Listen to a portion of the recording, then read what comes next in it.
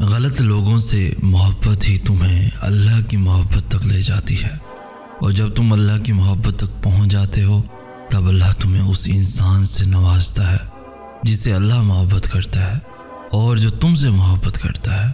اللہ کی پسند تو کبھی بھی معمولی نہیں ہو سکتی۔ دنیا پر یقین نہیں کرتے کیونکہ دنیا نہیں جانتی، لیکن اللہ جانتا ہے کہ کون کہاں سے گزرا اور کس نے کتنا صبر کیا، کس کو کیا دینا ہے اور کتنا دینا ہے، یہ صرف اللہ طے کرتا ہے۔ پھر اس کی تقسیم پہ کسی کو بھی اعتراض ہو، اللہ نے جو تمہیں دینا ہے وہ دے گزرنا ہے۔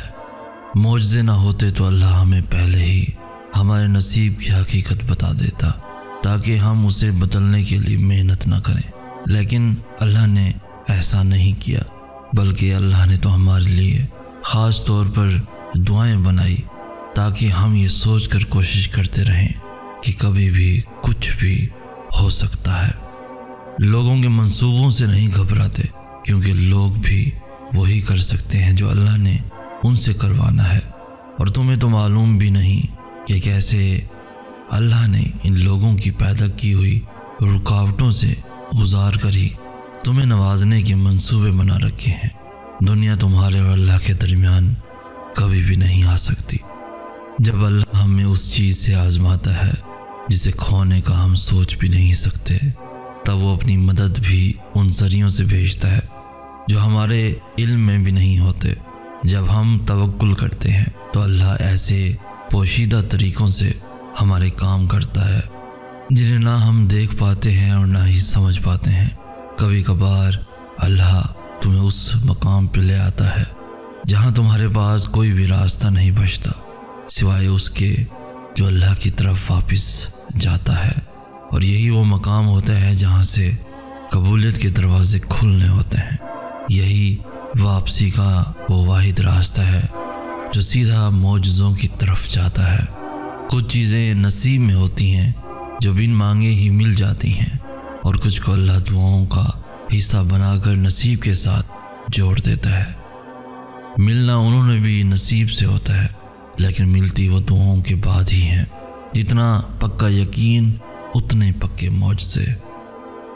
رکاوٹیں تمہیں مایوس کرنے کے لیے نہیں، تمہارا ایمان مضبوط کرنے کے لیے آتی ہیں تاکہ تم ہر حال میں توکل کرنا سیکھ سکو، اور جب تم ایسا بے خوف یقین رکھنا سیکھ لیتے ہو تو اللہ ان وسیلوں سے دعائیں قبول کرتا ہے جہاں سے کسی نے بھی سوچا نہیں ہوتا، تمہیں بھی نہیں۔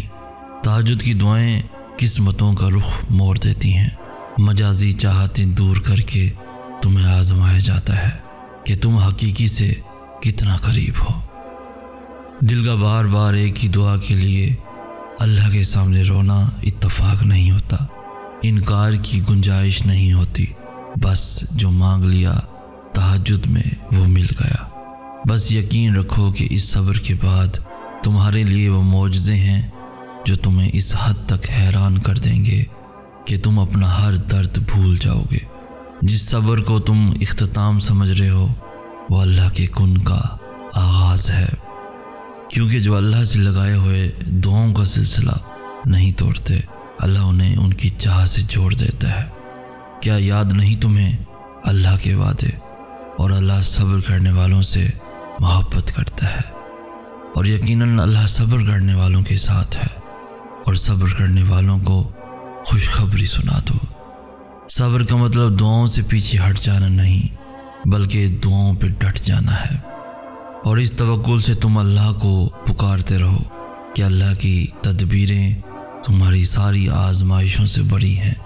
صبر تو یہ ہے کہ تم تب بھی اللہ کے منصوبوں پہ یقین رکھو جب تم درد سے ٹوٹ کر بکھر چکے ہو۔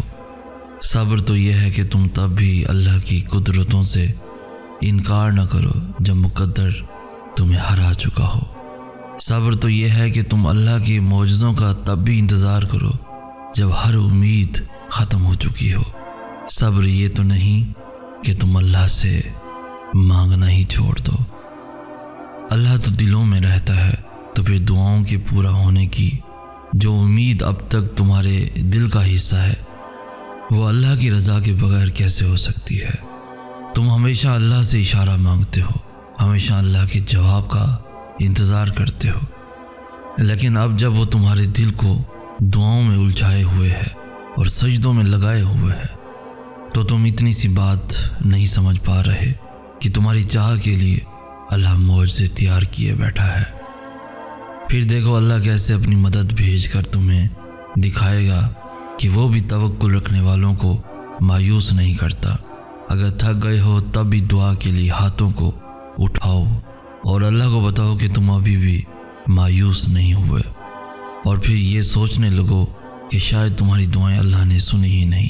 اللہ تمہیں یہاں تک اس لیے تو نہیں لایا کہ تم اس سے بدگمان ہو جاؤ، تمہیں صبر کرنا ہے اللہ کے کن کہنے تک، تمہیں توکل رکھنا ہے دعاؤں کے قبول ہونے تک۔ یہ تو ہم ہیں جو کبھی اس رشتے کو سمجھ ہی نہیں پائے، کبھی اللہ سے دل سے محبت کر کے دیکھی ہی نہیں، ورنہ اللہ سے بھی بہتر کوئی دوست ہو سکتا ہے؟ کوئی ہے بھلا جو ہمارا اللہ جیسا رحیم ہو؟ کوئی ہے بھلا جو ہمارے اللہ کی طرح درگزر کرنے والا ہو؟ کوئی بھی تو نہیں۔ جو ہماری بے رخی کے بعد بھی ہمیں پلٹ کر محبت دے، لیکن اللہ نے دی ہے، ہمیشہ دی ہے۔ کوئی بھی تو نہیں جو اللہ سے بہتر محبت نبھانے والا ہو۔ تم سے وہی محبت کر سکتا ہے جو اللہ سے محبت کرتا ہے۔ اس شخص کا انتخاب کرو جو اللہ کا انتخاب کرے، تمہارے لیے بھی اور اپنے لیے بھی، جو تمہیں برائی سے روکے اور جب تم کسی گناہ کو چھوڑنا چاہو تو وہ تمہارا ساتھ دے اور خود بھی اس گناہ سے بچنے کی کوشش کرے، جو تمہیں اور تمہارے دین کو طاقت دے اور کبھی بھی تمہارے اور اللہ کے درمیان رکاوٹ نہ بنے۔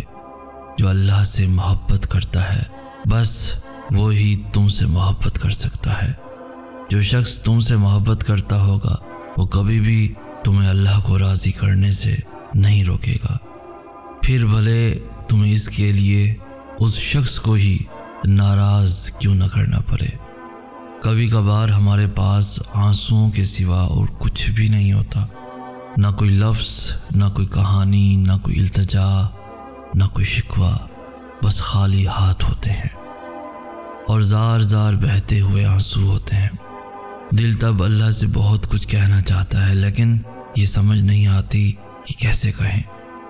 اتنی طرف ہوتی ہے کہ اس طرف کے سامنے ہر دعا، ہر فریاد چھوٹی لگتی ہے، اور تب جی چاہتا ہے کہ بس اللہ یوں ہی سمجھ جائے، اللہ کو یوں ہی پتہ چل جائے کہ کتنی شدت سے ہمیں اس کے معجزوں کی ضرورت ہے، کتنی شدت سے اس کی مدد کا انتظار ہے، اور شاید اس سے خوبصورت کوئی لمحہ نہیں ہو سکتا جب زبان خاموش رہے اور ہمارا اللہ سب سن لے، وہ نظریں پڑھ لے اور سب سمجھ جائے۔ آنسوؤں سے بڑی شاید کوئی بھی نعمت نہیں، آنسوؤں سے بڑی شاید کوئی بھی دعا نہیں۔ صحیح کہتے ہیں انسان پورے کا پورا اپنی آنکھوں میں چھپا ہوتا ہے، کیونکہ آنکھیں دل کا آئینہ ہوتی ہیں، اور جن کے دلوں میں اللہ رہتا ہے ان کی آنکھیں بھی اتنی ہی پرکشش ہوتی ہیں، اتنی پرکشش کہ وہ روتے ہوئے بھی ہنستی ہیں، کیونکہ وہ اندر ہی اندر جانتی ہیں کہ اللہ نے سن لیا ہے، اللہ نے تھام لیا ہے، جو کوئی سمجھ نہ سکے وہ اللہ نے سمجھ لیا ہے۔ انسان کا اللہ سے سب سے قریب ترین رشتہ آنسوؤں کا ہی تو ہوتا ہے۔ اگر آنسو نہ ہوتے تو شاید ہم اللہ کو کبھی اپنے اتنے قریب محسوس کر ہی نہ پاتے۔